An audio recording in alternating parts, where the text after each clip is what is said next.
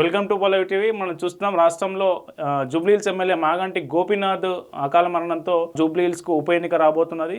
ఈ ఉప ఎన్నిక రాష్ట్రంలో ఉన్న 3 ప్రధాన పార్టీలకు పెద్ద టాస్క్గా మారబోతున్నది. అధికార కాంగ్రెస్ పార్టీకి అయితే ఏడాదిన్నర రిఫరెండం, వాళ్ళ కాంగ్రెస్ పాలనపై ఈ ఉప ఎన్నిక ఒక రిఫరెండం కాబోతుందని చెప్పవచ్చు. అందుకే కాంగ్రెస్ ఈ ఉప ఎన్నికను సీరియస్గా తీసుకున్నట్టు తెలుస్తూ ఉంది. మరోవైపు బీఆర్ఎస్ పార్టీ వైపు చూస్తే బీఆర్ఎస్ పార్టీ 2023 అసెంబ్లీ ఎన్నికల్లో ఓడిపోయింది. స్వల్ప ఓట్ల శాతం మెజార్టీతో.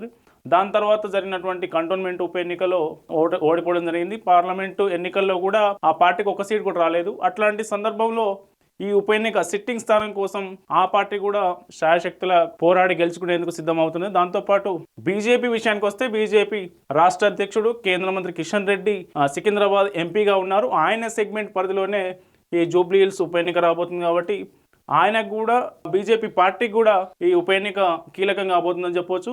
అయితే ఈ 3 పార్టీలకు సంబంధించి అభ్యర్థులు ఎవరు ఉండబోతున్నారు, ఏంటి అసలు ఏ పార్టీలో ఏ అభ్యర్థి వైపు ఆ పార్టీ అధిష్టానం మొగ్గు చూపుతుందని చూద్దాం. మొట్టమొదటిసారిగా బీఆర్ఎస్లో ఎవరున్నారు? బీఆర్ఎస్ ని చూస్తుంటే కర్ణాకర్ దాదాపుగా మొన్న జరిగిన సంఘటన చూస్తుంటే ఖచ్చితంగా మాగంటి గోపీనాథ్ భార్య సునీతకే ఇచ్చే అవకాశాలు ఎక్కువ చూస్తున్నాం మనము. ఏదైతే మాగంటి గోపీనాథ్ చనిపోయినప్పుడు కూడా కేసీఆర్ అసలు ఎక్కువ కేసీఆర్ బయటికి రావడం అంటారు. బట్ కేసీఆర్ రావడము, వాళ్ళ కుటుంబ సభ్యుల్ని ఓదార్చడం, కేసీఆర్ కూడా స్వయంగా కన్నీళ్లు పెట్టించిండు. ఆయన స్వయంగా కన్నీళ్లు పెట్టుకోవడం చూస్తే అసలు వీళ్ళకున్న అనుబంధం, అటాచ్మెంట్ ఎట్లా ఉంటుంది. కేటీఆర్ కూడా మొత్తం విదేశం నుంచి వచ్చిన తర్వాత వెంటనే మొత్తం అంతా తానే చేసిండు. ఇప్పుడు ఈ జూబ్లీహిల్స్ ఎమ్మెల్యే కొడుకు కేటీఆర్ హిమాన్షు ఉన్నాడు కదా, వీళ్ళిద్దరు చిన్నప్పటి నుంచి క్లాస్మేట్. సో హిమాన్షు కూడా మొత్తం 11 days అయిపోయే వరకు కూడా మొత్తం దగ్గరుండి చూసుకున్నాడు ఏర్పాట్లు. 11 days సంబంధించి కూడా పార్టీ చాలా పెద్ద స్థాయిలో అరేంజ్మెంట్ చేసి దశదిన కర్మకు సంబంధించి ఏర్పాట్లు కూడా మొత్తం కేటీఆర్ దగ్గరుండి చూసుకొని పార్టీ ఆధ్వర్యంలో మొత్తం మాగంటి గోపీనాథ్ అటు అంత్యక్రియలు కానీ ఇటు దశదిన కర్మ వరకు కూడా మొత్తం పార్టీయే చూసుకుంది. సో ఖచ్చితంగా అక్కడ నేను అబ్జర్వ్ చేసిన దాన్ని బట్టి చూస్తే మాగంటి గోపీనాథ్ భార్యకే సిట్టింగ్ సీట్ కన్ఫర్మ్ చేస్తారని చెప్పేసి మళ్ళీ ఆమెకే ఇస్తారు. ఎందుకంటే సెంటిమెంట్ కూడా ఇదివరకు గతంలో కంటోన్మెంట్ విషయంలో ఏదైతే జరిగిందో సేమ్, బట్ కాకపోతే రిజల్ట్ అనేది అక్కడ చాలా డిఫరెంట్ గా వచ్చింది. రిజల్ట్ గురించి ఇప్పుడు ఒక్క సీట్ తోని బీఆర్ఎస్ ఏం అధికారంలోకి రాదు, కాంగ్రెస్ ఏం అధికారం కోల్పోయే పరిస్థితి లేదు. సో సెంటిమెంట్ ఎట్లాగూ కేసీఆర్ కు సెంటిమెంట్స్ చాలా ఫాలో అవుతాడు కాబట్టి ఖచ్చితంగా ఒకవేళ మాగంటి భార్య సునీతకే ఇస్తే ఖచ్చితంగా అటు పార్టీలో కానీ ఇటు వేరే పార్టీలో కూడా కొంచెం ఆ సెంటిమెంట్ వర్కౌట్ అవుతున్న ఉద్దేశంతో బీఆర్ఎస్ చీఫ్ గులాబీ బాస్ అయితే ఇప్పటివరకు మాగంటి సునీతకే టికెట్ ఇస్తారని చెప్పేసి ఒక సమాచారం. దాని పక్కన సేమ్ ఆస్పిరెంట్స్ లో అయితే అంటే సునీత కన్ఫర్మ్ అని చేసి చెప్తున్నారు. 99% కన్ఫర్మ్ చెప్తున్నారు. 99% సునీత కన్ఫర్మ్ అయితే దాని తర్వాత ఒకవేళ ఆమెకి ఇవ్వని పరిస్థితిలో ఇక నెక్స్ట్ లీడ్ లో ఎవరు ఉన్నారు అంటే దరిదాపులో పీజీఆర్ కొడుకు విష్ణువర్ధన్ రెడ్డి ఉన్నాడు. ఓకే. తర్వాత అంతకుముందు గతంలో రావుల శ్రీధర్ అని బీజేపీ నుంచి వచ్చి తర్వాత బీఆర్ఎస్ లో కార్పొరేషన్ చైర్మన్ గా కూడా పనిచేసిన రావుల శ్రీధర్ రెడ్డి కూడా చాలా హోప్స్ పెట్టుకున్నాడు. తన ప్రయత్నాలు కూడా తను పెద్ద ఎత్తున చేస్తున్నాడు. సో వీళ్ళిద్దరిని కాదని మాక్సిమం సునీతకే ఇవ్వాలని చెప్పేసి అక్కడ లోకల్ క్యాడర్ కూడా, ఎందుకంటే 11 days వచ్చిన కార్యకర్తలందరూ కూడా మీడియాతో మాట్లాడుతూ లేకపోతే ఇప్పటికే అటు కేటీఆర్ గానీ ఖచ్చితంగా కుటుంబ సభ్యులకే ఖచ్చితంగా టికెట్ ఇస్తేనే మేము పార్టీ కోసం కష్టపడతామని చెప్తున్నారు. మరో పక్కన ఆ పార్టీలో కూడా ఇదే చర్చ ఉంది. ఒక కంటోన్మెంట్ రిజల్ట్ అనేది రిపీట్ అయితే ఒకవేళ ఎట్లా ఉండబోతుందని చెప్పేసి ఆ పార్టీలో ఒక చర్చ జరిగినా కూడా ఖచ్చితంగా మాగంటి సునీత కూడా తను బిజినెస్ చేస్తుంటుందని చెప్పేసి కొంచెం, ఎందుకంటే గోపీనాథ్ సంబంధించి కార్యక్రమాలు కూడా కాన్స్టెన్సీ దగ్గర నుంచి ఎవరైనా మాట్లాడినా గోపీనాథ్ అందుబాటులో లేనప్పుడు కూడా మొత్తం సునీతనే హ్యాండిల్ చేసేది, ఇంటి దగ్గరికి ఎవరైనా వచ్చినా చేసినా అని చెప్పేసి. సో ఆమెకు కూడా విల్లింగ్ ఉంది, ఆమె కూడా చెయ్యాలని ఒక విల్లింగ్ ఉంది. సో ఇట్లాగూ మేము కూడా రెడీ అన్న సంకేతాలు కూడా అటు పార్టీకి ఇవ్వడంతో ఖచ్చితంగా సునీతకే పట్టం కట్టే అవకాశం, అంటే టికెట్కి సంబంధించి సునీతకే ఇచ్చే అవకాశం అయితే ఖచ్చితంగా ఉంది. కాంగ్రెస్ నుంచి బీజేపీ నుంచి మీరు చెప్పండి. ఓకే. అయితే మ్యాక్సిమం ఈ సునీతకి కన్ఫర్మ్ అవుతుందని మనం ఎక్స్పెక్ట్ చేయొచ్చు. ప్లస్ వరుసగా 3 సార్లు ఎమ్మెల్యేగా ఎన్నికైంది కాబట్టి ఖచ్చితంగా ఎక్కువ మంది వాళ్ళ వైపు మొగ్గు చూపే అవకాశం ఉంటుంది. ఇక కాంగ్రెస్లో చూస్తే కాంగ్రెస్లో గతంలో మనం చూసినాం కదా, మొన్న జరిగిన అసెంబ్లీ ఎన్నికల రిజల్ట్ ఇది. మాగంటి గోపీనాథ్ 16,337 ఓట్ల మెజార్టీతో గెలుపొందడం జరిగింది. ఆయన ఎవరి మీద గెలిచారు అంటే అజారుద్దీన్ మీద గెలిచారు. ఇప్పుడు అజారుద్దీన్ పోయినసారి లాస్ట్ టైం నేను స్వల్ప 16,000 ఓట్లతోనే నేను ఓడిపోయాను కాబట్టి ఈసారి టికెట్ నాదే, నేనే నిలబడబోతున్నాను, దాన్ని ఎవరు అడ్డు చెప్పినా నేనే అభ్యర్థిని నేనే అని ముందే ఆయన ప్రకటించుకోవడం, ఆయన ప్రకటించుకున్న తర్వాత పిసిసి మహేష్ కుమార్ గౌడ్ అప్పుడే అభ్యర్థిని మేము ప్రకటించలేము, దానికి కాంగ్రెస్లో చాలా ప్రాసెస్ ఉంటుంది అనేది పిసిసి అధ్యక్షుడు మహేష్ కుమార్ గౌడ్ చెప్పారు. అయితే మనకు అజారుద్దీన్ విషయంలో ఒకటి చెప్పొచ్చు. అజారుద్దీన్ అభ్యర్థిత్వాన్ని రాష్ట్ర నాయకత్వం పక్కన పెట్టినప్పటికీ కేంద్ర నాయకత్వంతో టచ్లో ఉన్న వ్యక్తి అని చెప్పవచ్చు. అజారుద్దీన్ నేరుగా రాహుల్ గాంధీ కావచ్చు, మనకు ఏఐసిసి నాయకులతో ఈయనకు దగ్గర రిలేషన్స్ ఉన్నాయని చెప్పవచ్చు. మ్యాక్సిమం ఈయనకే 70 to 80% ఈయనకే టికెట్ వచ్చే అవకాశం ఉందని చెప్తా ఉన్నారు. ఒకవేళ ఈయనకు టికెట్ ఇవ్వని పక్షంలో ఇంకా లీడ్లో ఎవరున్నారంటే ఈయనతో పాటు బొంతు రామ్మోహన్ పేరు బాగా వినిపిస్తోంది, బొంతు. దాని తర్వాత రోహిన్ రెడ్డి పేరు వినిపిస్తూ ఉంది. నెక్స్ట్ విజయారెడ్డి, ఎవరైతే పీజీఆర్ బిడ్డ ఉన్నారో, ఆల్రెడీ విష్ణువర్ధన్ రెడ్డి 2009లో అయితే జూబ్లీహిల్స్ నియోజకవర్గం ఖైరతాబాద్లో 2009 వరకు భాగమై ఉండేది. 2009 నియోజకవర్గాల పునర్విభజన తర్వాత జూబ్లీహిల్స్ నియోజకవర్గం సపరేట్ అయింది. అప్పుడు 2009లో విష్ణువర్ధన్ రెడ్డి, పీజీఆర్ కొడుకు విష్ణువర్ధన్ రెడ్డి కాంగ్రెస్ నుంచి గెలిచాడు. ఆయన తర్వాత 2014, 18, 23 వరుసగా మాగంటి గోపినాథ్ గెలిచారు. అయితే ఈసారి ఇప్పుడు ఒకవేళ బీఆర్ఎస్ పార్టీ సునీత కనుక టికెట్ ఇస్తే, ఒక మహిళా అభ్యర్థిని, నేను కూడా మహిళా అభ్యర్థిని కాబట్టి నాకు టికెట్ ఇస్తే నేను గెలుస్తాననే పీజీఆర్ బిడ్డ విజయారెడ్డి పార్టీ అధిష్టానం దగ్గర తన ప్రతిపాదన పెడతా ఉన్న పరిస్థితి మనం చూడొచ్చు. మా బొంతు రామ్మోహన్, నవీన్ యాదవ్ ఇంకొకరు, రైట్, నవీన్ యాదవ్ గతంలో జూబ్లీహిల్స్ సెగ్మెంట్ నుంచి అనేక సార్లు పోటీ చేసిండు, ఇండిపెండెంట్గా పోటీ చేసిండు, ఎంఐఎం నుంచి పోటీ చేసిండు. ఈయన కొంత జూబ్లీహిల్స్ సెగ్మెంట్ మీద, నియోజకవర్గం మీద కొంత పట్టున్న వ్యక్తి కాబట్టి కాంగ్రెస్ పార్టీ ఈయన అభ్యర్థిత్వాన్ని కూడా పరిశీలించే అవకాశం ఉంది.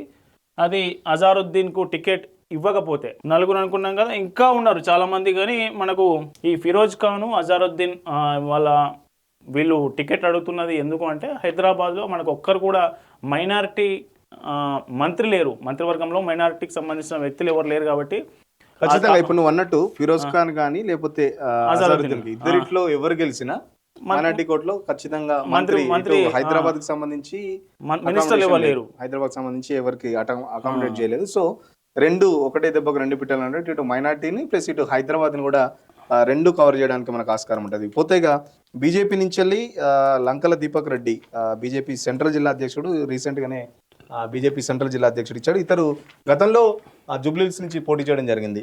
లంకల్ దీపక్ రెడ్డి కిషన్ రెడ్డికి రైట్ హ్యాండ్ అని చెప్పుకోవచ్చు. మనం చూడొచ్చు లంకల్ దీపక్ రెడ్డి కూడా మనకు బీజేపీ నుంచి 25,866 ఓట్లు వచ్చినాయి. ఈయన బీజేపీ సెంట్రల్ జిల్లా అధ్యక్షుడిగా ఉన్నాడు లంకల దీపక్ రెడ్డి. అయితే ఈయన ఒకవేళ మళ్ళీ ఈయనకే టికెట్ ఇస్తే ఎట్లా ఉంటుంది పార్టీ పరిస్థితి, గెలుస్తా లేదా? ఎందుకంటే ఇప్పుడు మొన్న రీసెంట్గా మనం చూస్తే ఎమ్మెల్సీ ఎలక్షన్ జరిగినప్పుడు బండి సంజయ్ ఆయన పార్లమెంట్ సెగ్మెంట్లో పరిధిన 2 ఎమ్మెల్సీ స్థానాల్లో ఆయన గెలిపించుకోగలిగారు. ఆయన పార్టీలో కావచ్చు, అంతర్గతంగా నాయకుల విషయంలో కావచ్చు కొంత చర్చ ఉంది. మనకు బండి సంజయ్ 2 ఎమ్మెల్సీ స్థానాలు గెలిపించింది కదా అనే ఒక చర్చ నడుస్తూ ఉంది. ఈ నేపథ్యంలో కేంద్ర మంత్రి కిషన్ రెడ్డి సికింద్రాబాద్ పార్లమెంట్ పరిధిలో ఈ ఉప ఎన్నిక వస్తుంది కాబట్టి ఈ ఉప ఎన్నికను గెలిపించుకోవడం కేంద్ర మంత్రి కిషన్ రెడ్డికి కావచ్చు, పార్టీ అధ్యక్షుడిగా కిషన్ రెడ్డికి కావచ్చు, ఇది కొంచెం పెద్ద టాస్క్. కాబట్టి ఎవరికి టికెట్ గెలిచే వ్యక్తికే మ్యాక్సిమం గెలుపు దిశగా వెళ్ళే వ్యక్తికి మాత్రమే టికెట్ ఇచ్చే అవకాశాలు కర్ణాకర్. నువ్వు మర్చిపోతున్నావు, రీసెంట్ గా చంద్రబాబు కొన్ని వ్యాఖ్యలు చేసిండు. అవును, ఒక ప్రైవేట్ ఛానల్ ఇంటర్వ్యూ ఇస్తూ హైదరాబాద్ లో అంటే మీరు జాతీయ పార్టీ అంటున్నారు, ఓన్లీ ఆంధ్రప్రదేశ్ వరకే పరిమితం అయ్యారంటే చంద్రబాబు దానికి ఒక ఆన్సర్ కూడా ఇస్తారు.